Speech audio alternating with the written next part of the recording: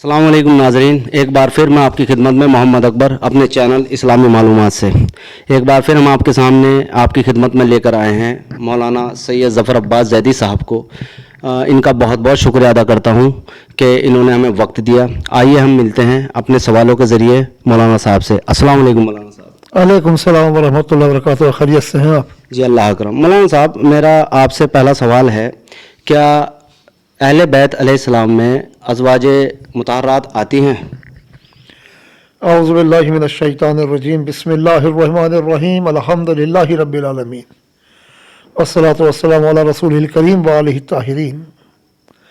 ماشاءاللہ، آپ کا بہت پیارا سوال ہے کہ آیا اہل بیت میں پیغمبر اکرم صلی اللہ علیہ وآلہ وسلم کی ازواج شامل ہیں کہ نہیں؟ پہلے تو سوچیں اہل بیت کا مطلب کیا ہے۔ بیت عربی میں کہتے ہیں گھر کو، اہل اس سے متعلق لوگوں کو یعنی گھر والے۔ اگر پیغمبر اکرم صلی اللہ علیہ وآلہ وسلم خود ہی اس آیت کی تفسیر فرما دیں جہاں سے مسئلہ کھڑا ہوتا ہے سورہ احزاب کی آیت سے، تو اب کسی کو تفسیر کرنے کی ضرورت نہیں ہے۔ ہاں، اگر رسول تفسیر نہ فرماتے پھر ہم ازواج کو شامل کر سکتے تھے، اس کے علاوہ کوئی چارہ بھی نہیں تھا۔ اس آیت کریمہ میں جن اہل بیت کا تذکرہ کیا گیا ہے ان کا تعارف خود رسول نے کرا دیا ہے۔ اور جب رسول کسی کو داخل کر دے تو ہم کوئی نکالنے والے نہیں ہیں، جسے نکال دیں اس کو داخل کرنے والے نہیں ہیں۔ آپ کے سوال کے جواب میں برادران اہل سنت کی مشہور و معروف حدیث کی کتاب صحیح ترمذی کی دوسری جلد، اس کے اندر پورا باب ہے مناقب اہل بیت۔ اب جب مناقب اہل بیت نبی اس کے اندر موجود ہے اور نبی خود کہہ دے کہ آیت کریمہ کس کے لیے نازل ہوئی ہے، تو جب نبی نے تفسیر کر دی تو اب کسی کو حق نہیں پہنچتا کہ نہیں وہ نہیں یہ ہے، یہ رسول اللہ سے بغاوت ہوگی۔ تو میں جو کہتا ہوں آپ کے سامنے حدیث پڑھ دیتا ہوں، اس سے پتہ چل جائے گا اہل بیت کے اندر کون ہے۔ یہ صحیح ترمذی کی دوسری جلد میرے پاس موجود ہے، جس کے اندر پورا باب ہے مناقب اہل بیت نبی صلی اللہ علیہ وآلہ وسلم۔ اس کے اندر موجود ہے کہ حضور پرنور حضرت محمد صلی اللہ علیہ وسلم پر یہ آیت جب نازل ہوئی، انما یرید اللہ لیذھب عنکم الرجس اہل البیت ویطہرکم تطہیرا، کہ اللہ تعالیٰ یہی چاہتا ہے اہل بیت تم سے گندگی کو دور کر دے اور تمہیں خوب پاک و صاف کر دے۔ تو حضرت ام سلمہ کے گھر میں نازل ہوئی آیت، یہ آیت کریمہ حضرت ام سلمہ کے گھر میں نازل ہوئی۔ پس نبی کریم نے سیدہ جناب فاطمہ زہرا صلوات اللہ علیہا اور حضرت حسن اور حضرت حسین کو بلایا اور ان کو کملی اڑائی۔ حضرت علی آپ کے پیچھے تھے، ان پر ایک کملی ڈال کر فرمایا، الہی یہ میرے اہل بیت ہیں، تو ان سے نجاست کو دور کر دے اور ان کو خوب پاک و صاف کر دے۔ یہ دیکھ کر ام سلمہ نے عرض کیا، کیا میں بھی ان کے ساتھ ہوں یا رسول اللہ؟ آپ نے فرمایا، تم اپنی جگہ پر ہو، تم خیر پر ہو۔ یعنی پیغمبر اکرم نے کملی ان کے اوپر ڈالی جب یہ آیت نازل ہوئی، کہا اللہ یہ ہیں میرے اہل بیت۔ جناب ام سلمہ خود زوجہ پیغمبر ہیں، وہ اندر داخل ہونا چاہ رہی ہیں مگر رسول اللہ نے منع کر دیا، تو پتہ چلا یہ آیت کریمہ انہی کے لیے نازل ہوئی ہے جو چادر کے اندر ہے۔ جب رسول اللہ نے فیصلہ کر دیا، اب کسی بھی مسلمان کو، سنی شیعہ کو اس کی مخالفت کرنے کا حق باقی نہیں رہتا۔ جی بالکل، جیسے یہ تو واضح ہو چکا ہے اس حدیث سے۔ یہ روایت اس میں صحیح ترمذی میں کئی جگہ آئی ہے، جی یہی آیت اس کی تفسیر سعید کی یہ حدیث کئی مقام پہ بیان ہوئی کہ رسول اللہ نے ان کے اوپر چادر ڈالی اور کہا اللہ یہ ہے میرے اہل بیت۔ چلیے بہت خوب۔ تو ہم آپ سے ہو گیا آپ؟ جی جی جی تو ہمارا آپ سے دوسرا سوال ہے، جب ہم سیاہ ستہ کی حدیثوں کو مان رہے ہیں، سیاہ ستہ کی جب حدیثوں کو سب کو ہم مان رہے ہیں، تو ان حدیثوں کے مطابق بنائے ہوئے خلیفہ کو ہم کیوں نہیں مان رہے؟ یہ سوال ہی ابا سے بیکار ہے، کیونکہ یہ سوال میرے نہیں ہیں، یہ سوال آئے تھے میرے پاس اور جنہوں نے کیے تھے میں ان کے سوال آپ تک پہنچا رہا ہوں۔ میرے سوال کیا جواب دیتے ہیں، ہمیں اس سے بحث نہیں حدیث کہاں ہے، ہم شیعوں کے یہاں فقط ایک ہی کتاب صحیح ہے جس کا نام ہے قرآن کریم. ہر حدیث کو اس پر پرکھا جائے گا اور اس حدیث کو فوراً لیا جائے گا جس کو دونوں گروہ مسلمانوں کے مانتے ہو، سنی اور شیعہ. بحث اس سے نہیں کہ وہ روایت بخاری میں ہے یا اصول کافی میں ہے. اصول کافی ہماری کتاب ہے، حدیث کی بڑی معتبر کتاب ہے. اگر کوئی روایت اصول کافی میں بھی قرآن کے خلاف ہے ہم اس کو رد کر دیں گے. اور جو روایت مطابق قرآن اور تمام امت کے نزدیک، یعنی جس پہ امت کا اجماع کہ رسول اللہ نے فرمایا ہے، اگر بخاری شریف میں بھی ہے تو ہم اس کو قبول کر لیں گے. بات یہ نہیں کتاب کس نے لکھی، بات یہ صحیح بات کو ہمیں قبول کرنا ہے، چاہے وہ اصول کافی میں ہو، چاہے وہ بخاری شریف میں ہو، چاہے وہ ترمذی شریف میں ہو. بہت بڑے جی. تو میرا تیسرا سوال آپ سے یہ ہے کہ کچھ حضرات میرے پاس آئے تھے، وہ داڑھی کے متعلق ذرا تھوڑا اعتراض کرتے ہیں کہ داڑھی اتنی ہونی چاہیے، 1.25 مٹھی یا 1 مٹھی. تو جیسے جتنی میری ہے اسے بھی یہ کہتے ہیں کہ یہ داڑھی میں شمار نہیں ہے. اس کے بارے میں ہماری وضاحت کیجیے. دیکھیے قرآن کریم نے داڑھی کے سائز پر کوئی بحث نہیں کی، نہ قرآن کریم کے اندر داڑھی کا کوئی تذکرہ ہے. احادیث سے داڑھی ثابت ہے. اب اس میں فقہ میں اختلاف ہے، وہ کتنی ہونی چاہیے کتنی نہ ہونی چاہیے. عام طور سے اگر ہم سے پوچھے کہ آپ کے یہاں داڑھیاں، ہمارے یہاں داڑھیاں بڑی بھی ہوتی ہیں چھوٹی بھی ہوتی ہیں. نہ تو اتنی لمبی ہو کہ یہودی جیسی دکھائی دے، بس یہی ہے کہ اس کی ابتدا یہ ہو کہ اگر کنگھا کیا جائے تو ہلے، جیسے داڑھی ہل رہی وہ ہلے. یہاں تک داڑھی جائز ہے. اور اس کی آخری حد یہ ہے وہ 1 مٹھی جیسے تمام مسلمان رکھتے ہیں. تو ہمیں برادران اہل سنت کی داڑھی کے اوپر کوئی اعتراض نہیں ہے. ہماری داڑھی الحمدللہ شریعت کی روشنی میں ٹھیک ہے اور ان کی داڑھی بھی شریعت کی روشنی میں ٹھیک ہے. تو یعنی کہیں نہ کہیں میں بھی صحیح ہوں. آپ بھی ٹھیک ہے الحمدللہ، آپ کی داڑھی شریعت میں ٹھیک ہے. اچھا، تو مولانا صاحب میرا آپ سے سوال ہے کہ درود شریف جو آتا ہے، درود شریف کن کن اس کے دائرے میں کون کون آتے ہیں؟ جیسے اللہم صلی علی محمد وعلی آل محمد، آل سے مراد کیا ہے؟ کیونکہ ایک حضرات نے مجھ سے سوال کیا تھا، بلکہ میں نے ان سے پوچھ لیا تھا، تو انہوں نے کہا کہ درود میں لگ بھگ 2.25 لاکھ کی تعداد بتائی تھی انہوں نے صحابہ کی کہ سب شامل ہیں. تو تھوڑی اس کی وضاحت کر دیجیے ہماری. درود شریف کے اندر وہی ہستیاں شامل ہیں جن کا ابھی ذکر آپ نے آیت تطہیر کی ذیل میں سنا ہے صحیح ترمذی کے اندر، کہ جناب درود کے اندر نبی اکرم شامل ہے، ان کی اولاد شامل ہے. اب یہ ہے کہ اس کو روایت سے بھی دیکھ لیتے ہیں، وہ انشاءاللہ ثابت ہو جائے گا.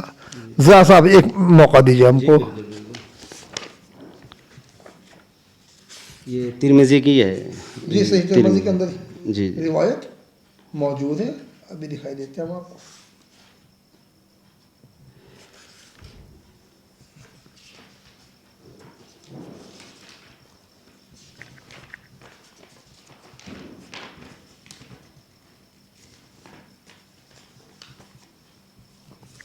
یہ موجود ہے ہمارے پاس روایت کہ جب یہ آیت نازل ہوئی ہے، یہ آیت کریمہ کہ یا ایھا الذین آمنوا صلوا علیہ وسلموا تسلیما، یہ اس کی حاشیے پر انہوں نے لکھا ہے.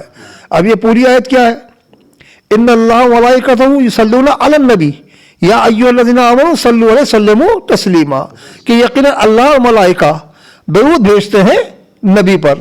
اے صاحبان ایمان تم بھی درود بھیجو اور سلام بھیجو نبی پر.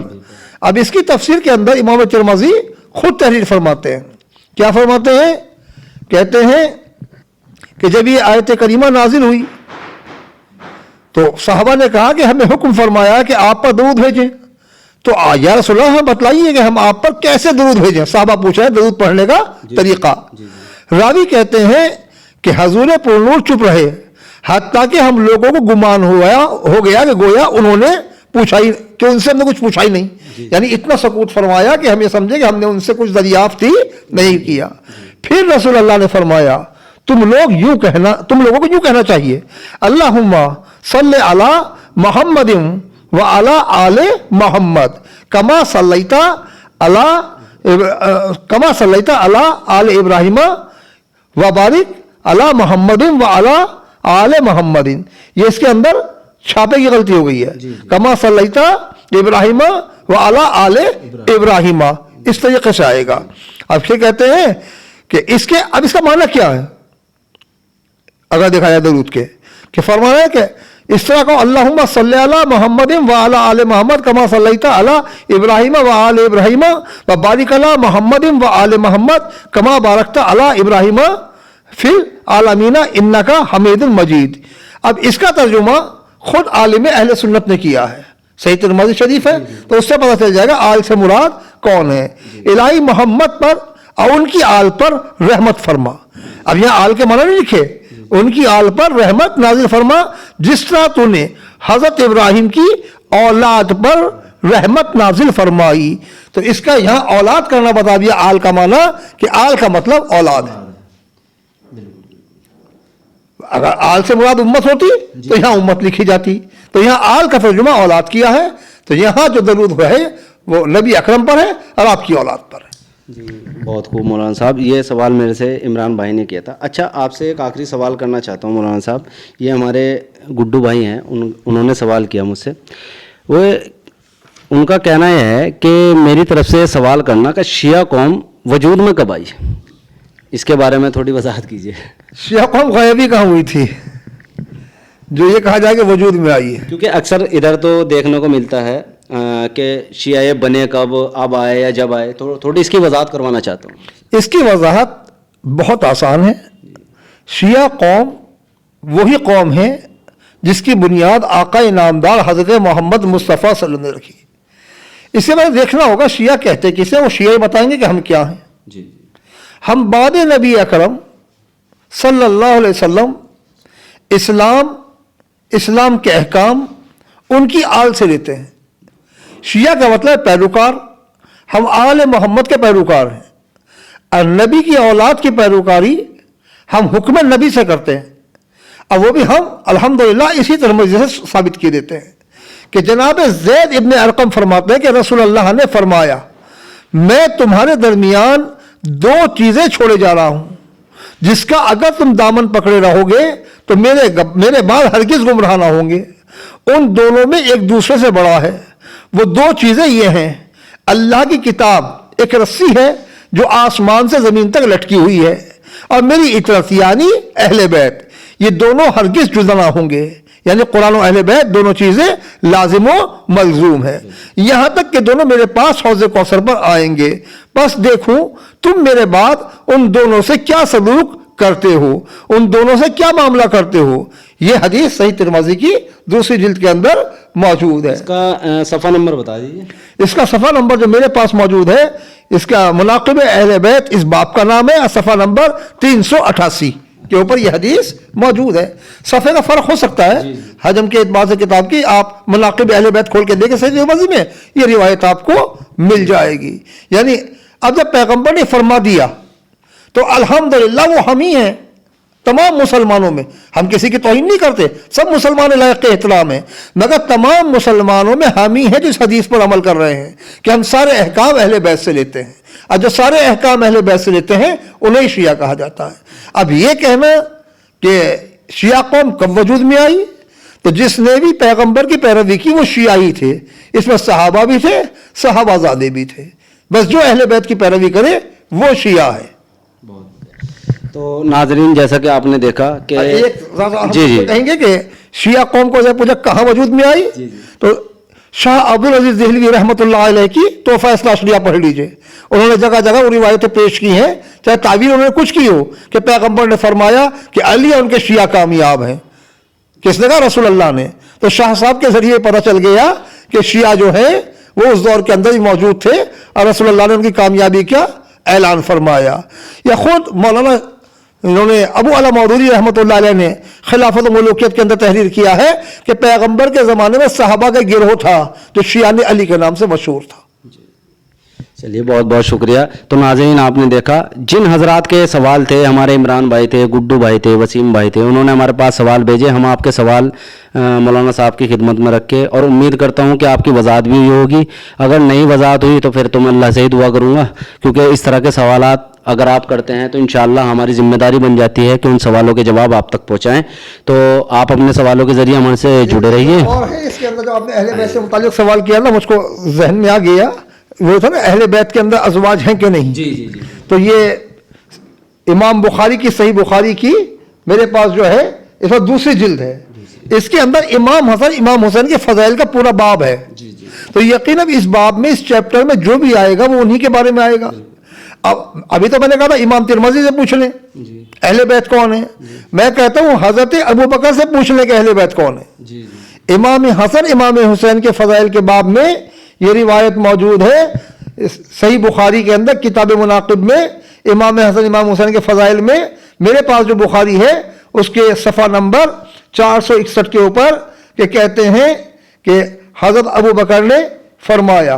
کیا فرماتے ہیں؟ اچھا ایسے پوری روایت کو سن لیجیے آپ. جی پوری سنا دی. جی وہ کہتے ہیں کہ محمد بن جعفر نے خبر دی، انہوں نے شعبہ اور انہوں نے واقد بن محمد سے، انہوں نے اپنی والد سے، انہوں نے ابن عمر سے کہ ابو بکر صدیق رضی اللہ تعالی عنہ نے فرمایا کہ حضرت محمد صلی اللہ علیہ وآلہ وسلم کا خیال ان کے اہل بیت کے باب میں رکھو.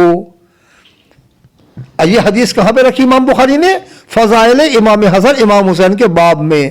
تو پتہ چلا حضرت ابو بکر کے نزدیک بھی اہل بیت میں امام حسن امام حسین وغیرہ آتے ہیں، ازواج نہیں آتی.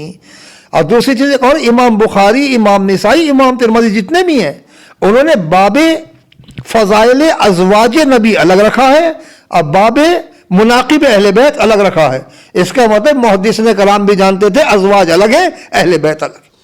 بہت بہت شکریہ مولانا صاحب. تو ایک سوال ہم نے کیا تو ہے نہیں مولانا صاحب سے، لیکن اس کا بھی جواب مل گیا. جیسے کہ اکثر دیکھنے کو ملتا ہے کہ شیعہ حضرات جو ہے صحابہ کو نہیں مانتے، صحابہ کی توہین کرتے ہیں. اب اس سے زیادہ اور کتنا ادب کرواؤ؟ سارا تو لکھ دیا اس میں اور اسی طرح پڑھ کے بھی سنا دیا. تو آپ ہمارے سوالوں کے ساتھ جڑے رہیے اور انشاءاللہ آپ کے سوال لے کر ہم پھر مولانا صاحب کی خدمت میں حاضر ہوں گے. اور جڑے رہیے آپ ہمارے چینل اسلامی معلومات کے ساتھ. السلام علیکم.